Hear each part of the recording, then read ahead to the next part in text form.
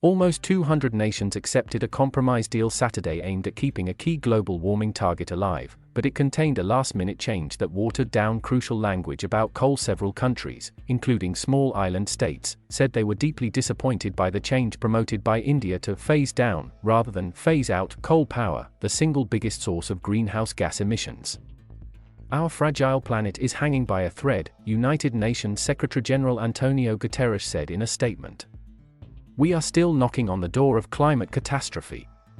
Nation after nation had complained after 2 weeks of UN climate talks in Glasgow, Scotland, about how the deal did not go far or fast enough. But they said it was better than nothing and provided incremental progress, if not success.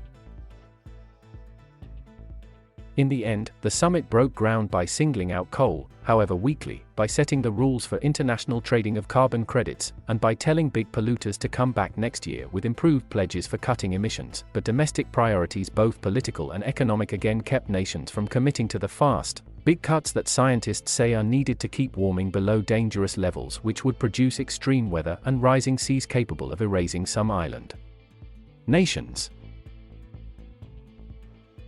Ahead of the Glasgow talks, the United Nations had set 3 criteria for success, and none of them were achieved.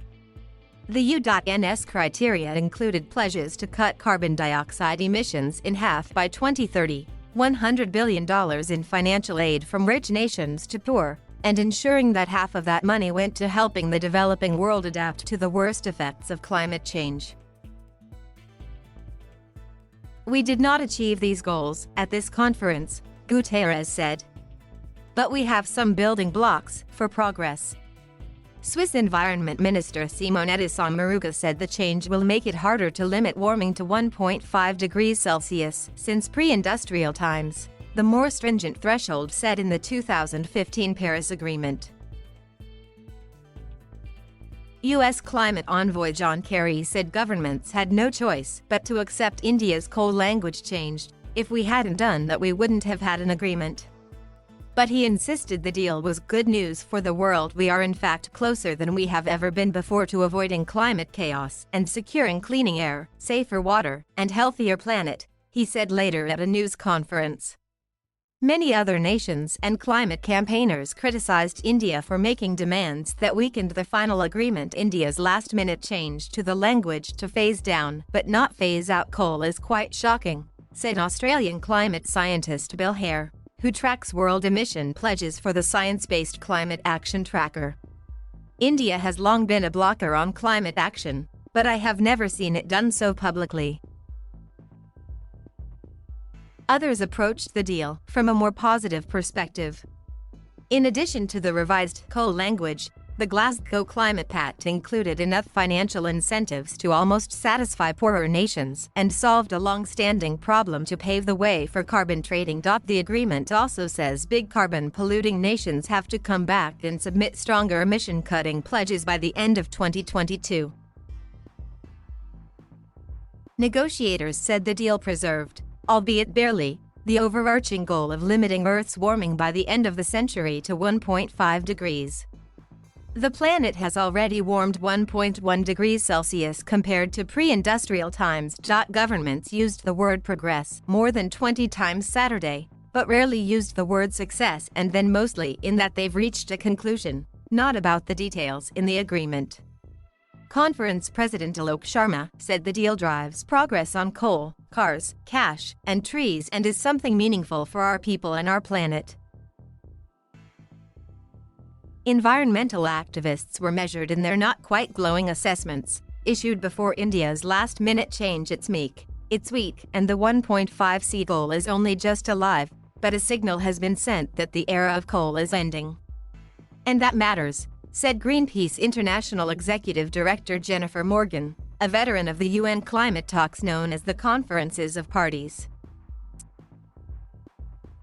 Former Irish President Mary Robinson, speaking for a group of retired leaders called the Elders, said the pact represents some progress, but nowhere near enough to avoid climate disaster. People will see this as a historically shameful dereliction of duty.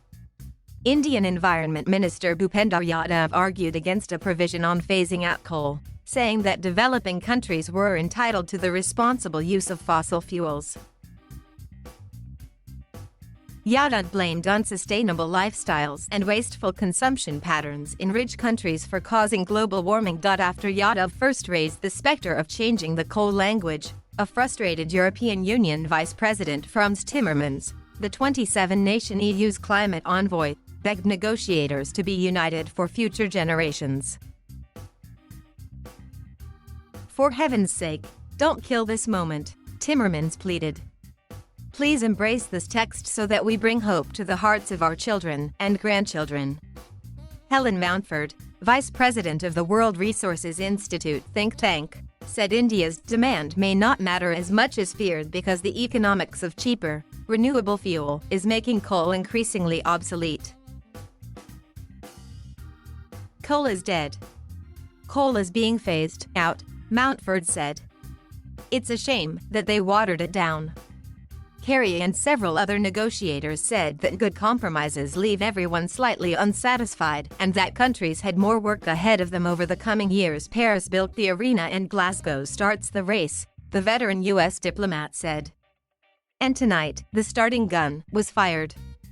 Chinese negotiator Zhao Yingmin echoed that sentiment. I think our biggest success is to finalize the rule book, Zhao told the Associated Press. Now we can start implementing it and delivering it on our achieved consensus. Among those highlighting the cost of failure was Aminath Shana, the Maldives Minister for Environment, Climate Change and Technology. Shana pointed out that to stay within the warming limit nations agreed in Paris, the world must cut carbon dioxide emissions essentially in half in 98 months. A formidable task. The difference between 1.5 and 2 degrees is a death sentence for us, she said. Yasmin Fouad Abdelaziz, Egypt's environment minister, said next year's talks to be held in the Red Sea resort of Sharm el-Sheikh would focus on aid and compensation for poor countries. As negotiators left the final session after congratulating themselves, they passed a young lone protester who sat silently with red blood-like writing on crossed arms that said, "We are watching."